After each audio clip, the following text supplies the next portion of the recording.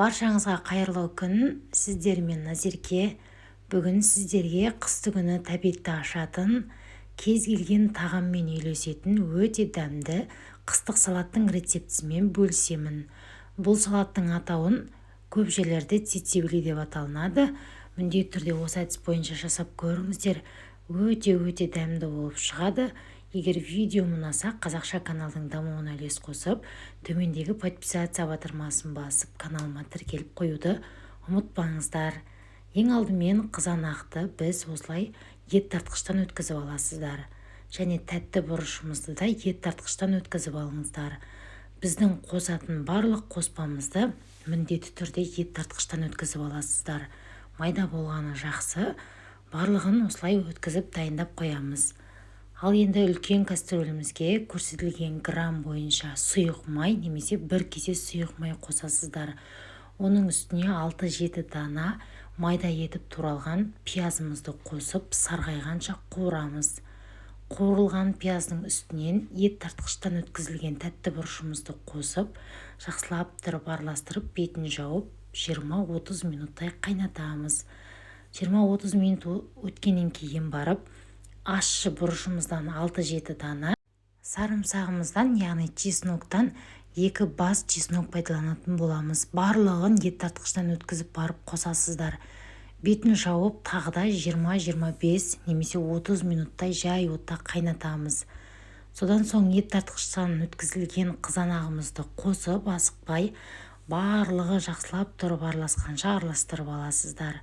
Осы кезде ұзақтау қайнағаны жақсы. Менде шамамен жай отта 1 сағат көлемінде қайнады. Сіздерде осылай асықпай 1 сағат көлемінде қайнатып алыңыздар. Мінекей 1 сағат өткеннен кейін оның үстіне майда етіп пышақпен туралған петрушка және де укропты қосуды да ұмытпаңыздар. Ерекше дәм береді. Тағы да жақсылап тұрып араластырып, ендігі кезекте 20 минуттай тағы да бұқтырып қайнатасыздар.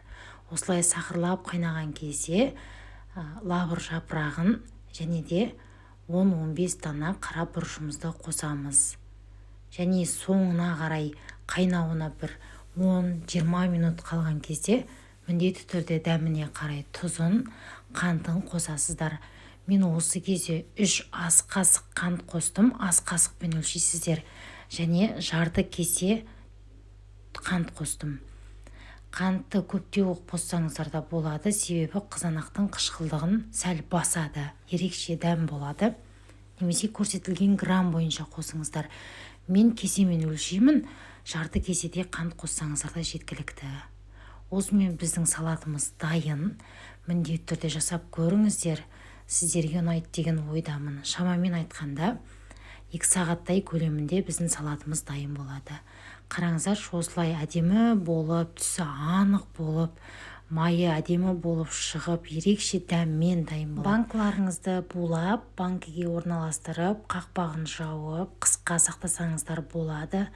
Негізі көбінесе цициблидің рецебі бойынша сәбіз қосылады, бірақ мен сәбіз қоспаймын. Осы қызанақ пен тәтті бұрыштың үйлесімдігі өте дәмді болады. Осы әдіс бойынша жасамасаңыз, жасап көріңіздер. YouTube арнасында қазақша каналдың дамуына үлес қосып, төмендегі қызыл батырма подписацияны басып қойыңыздар. Жыл сайын қандай рецепт бойынша жасайсыздар, комментария бөліміне өз ойыңызды бөлсе кетіңіз. Және осы видео ұнаса достарыңызға жіберіп қойыңыздар.